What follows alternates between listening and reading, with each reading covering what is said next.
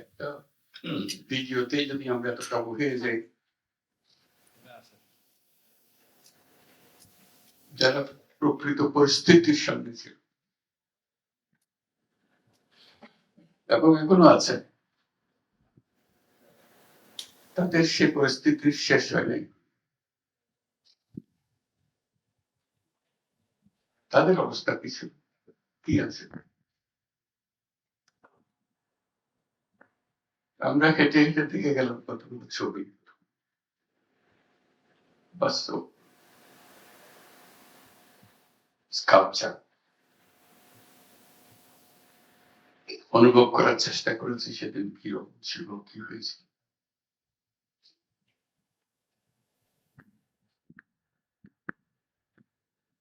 যারা এখানে দেখতে আসবে এগুলো তাদের জন্য কত একটি অনুভূতি আসবে,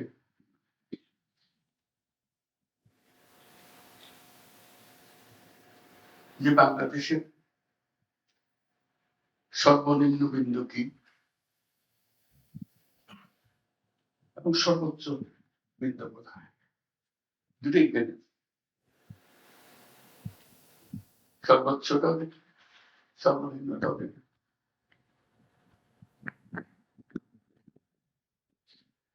আমরা বিন্দু থেকে কত দূরে থাকতে পারি সেটা কি আমরা মনের মধ্যে আমাদের আশা জাগে যে আমরা এই নিম্নের থেকে দূরে দূরে যাবে। উপরে যখন এত উপরে উঠতে পেরেছি, আমরা আসমানে ছুটে পারি।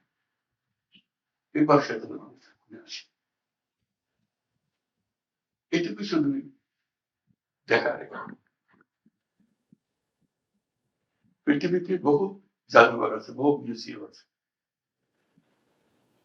তাদের সংস্কৃতির উপরে আছে, তাদের রাজা রাস্তার কাহিনী আছে, তাদের ইতিহাসের উপরে।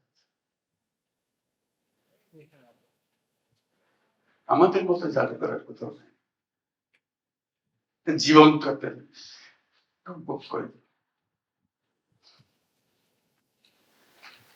যারা এই জাদুঘরের উপজীব্য, এখানে যাদেরকে আমরা দেখতে আসি, তারা এখানে বসে আছে। তাদের খবর এখনো টাটকা।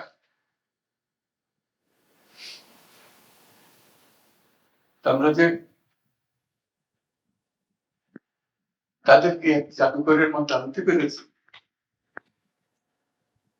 এটি আমার সৌভাগ্য, বিরাট সৌভাগ্য, জাতির একটা বড় সৌভাগ্য। টাটকা টাটকা ইতিহাসটা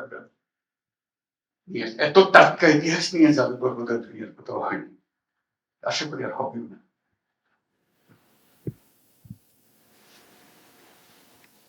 রক্ত না শুকাতে জাদুঘর করে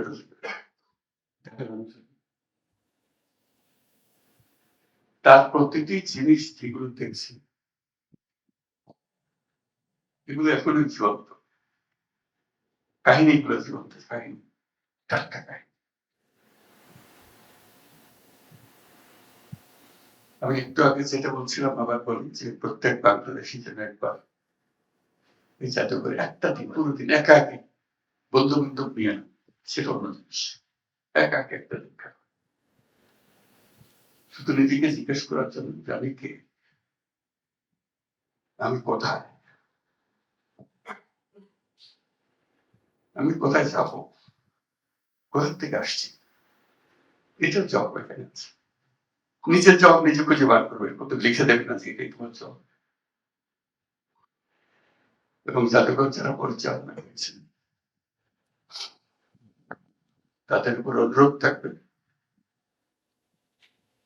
যেন যথেষ্ট কাগজ কলম থাকে, একাকি বসে নিজের ভাবনাগুলো এক পৃষ্ঠা হোক, আধা পৃষ্ঠা, কলম হোক, তার মনে কি ভাবনা আসবে, তাকে জোর করার জন্য না, তার অনেক কথা বলার থাকবে, সে শুধু দেখে এবং জমা দিয়ে যাবে অথবা নিয়ে যাবো, তার ইচ্ছা। আমরা এনকারেজ করবো, একটা ফটোকপি করে আমরা রেখে দিতে পারি। এবং সেগুলো তো বাছাই করে আস্তে আস্তে অন্যরা যাতে পড়তে পারে, দেখতে পারে, ছবিতে দেখবে, একের অনুভূতি যাতে অন্যদের কাছে ছড়াতে পারে, মানুষ বুঝতে পারে কোথায় খারাপ আছে। আমাদের করণীয় কি? আমাদের পরিষ্কার হবে, করণীয় সম্বন্ধে আচ্ছা হয়ে যাওয়াতে আমরা একে সন্দেহের চোখে দেখে যদি পরিষ্কার হতো তো সন্দেহটা থাকতো না। এটা তো পরিষ্কার জিনিস, খেতে কারো সন্দেহ করে ওই লেখার বিষয়টা জীবনে একবার অন্তত একাকি সারাটা দিন এখানে কাটিয়ে যাবে নিজের মতো করে।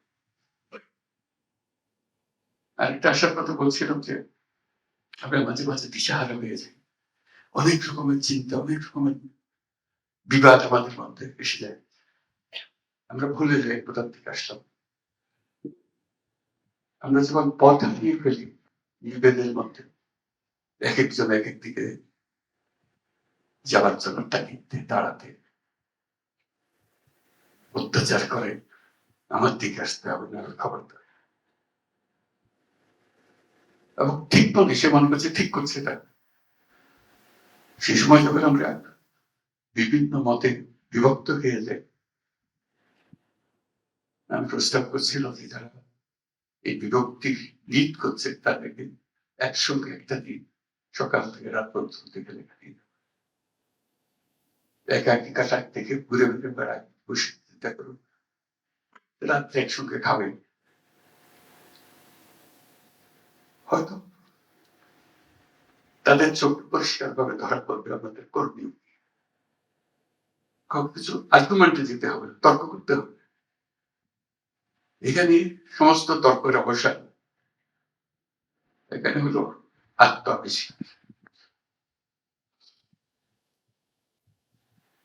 সকল শিক্ষার্থীর ডেস্টিনেশন হোক বছর কেউ তারা ফিল্ড ভিজিট করে, এই করে একটা ফিল্ড ভিজিট যেন এখানে করে, সেই ব্যবস্থা যেন রাখা হয়।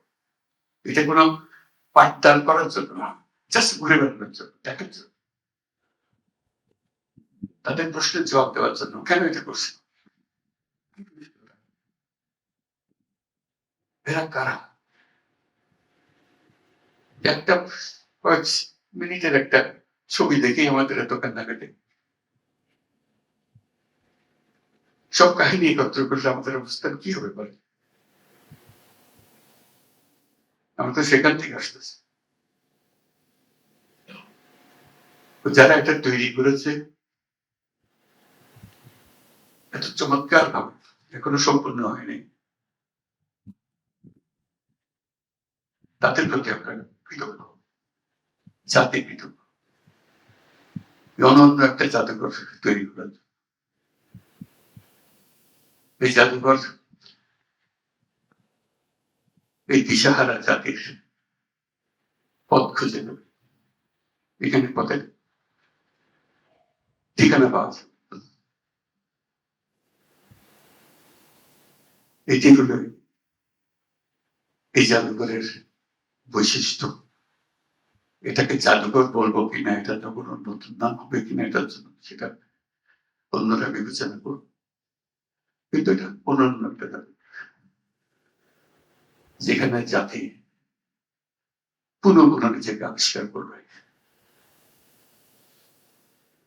তো যারা এটার প্রণেতা, বিচ্ছিন্ন ভাবে আমরা সবচেয়ে টুকরে টুকরে সবচেয়ে কোনটাই অপরিচিত, সবার পরিচিত। আইনাগরের বাসিন্দা তো এখানেই আছে, যারা পরিবারের বাবা মা আত্মীয় স্বজন হারিয়েছে, তারাও এখানে আছে। কিন্তু এটা সবার মাঝখানে, সবার মনের মধ্যে ধরে দেওয়া, এটা এত সুন্দরভাবে তুলে ধরেছে, তার জন্য চিরদিন জাতি কৃতজ্ঞতা তাদের প্রতি আমরা কৃতজ্ঞতা জানাই এবং একটা হাত তাকিয়েও দিয়ে দিতে পারি। তো সবাইকে ধন্যবাদ।